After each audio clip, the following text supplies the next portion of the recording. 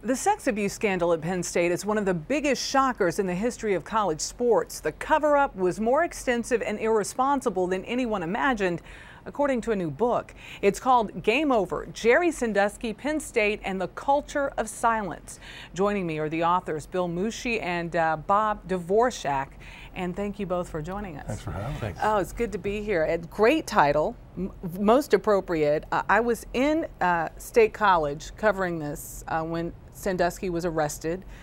The most remarkable thing to me was that rumors of his behavior with underage children were out there, and that people really didn't talk about it in terms of the word getting out to the mass media. I mean, the networks outside of Happy Valley. I mean, people really stayed silent on this.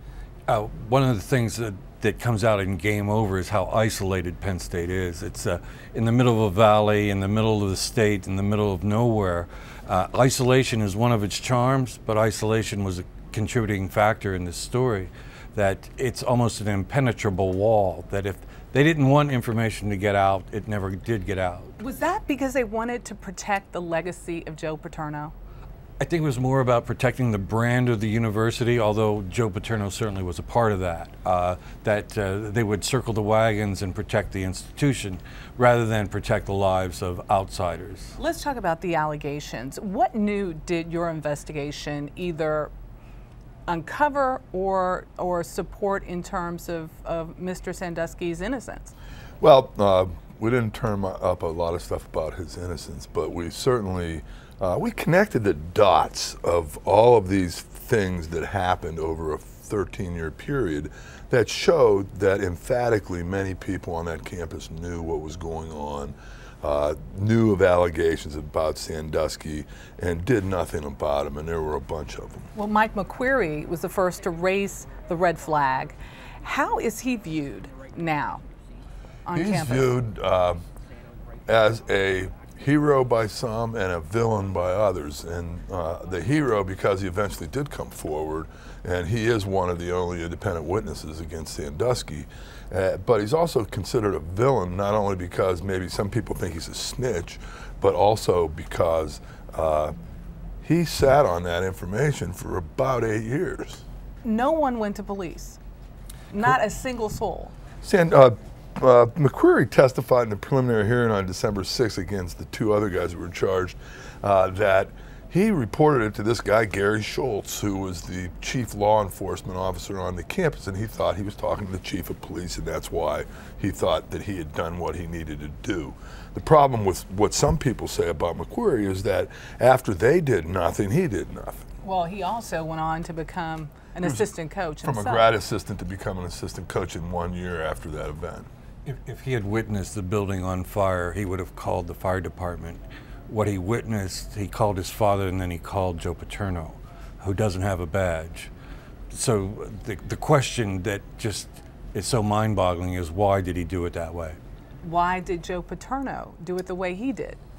Correct, and there are some answers that unfortunately would just go to the grave with Joe, and certainly he met his legal requirement, but the question is, did he meet his moral obligation, and he's been accused of not meeting that. The tragedy of this is that he died literally within a few months of these allegations coming out on Jerry Sandusky, and certainly the unraveling of or at least, how would you describe the mark on his legacy?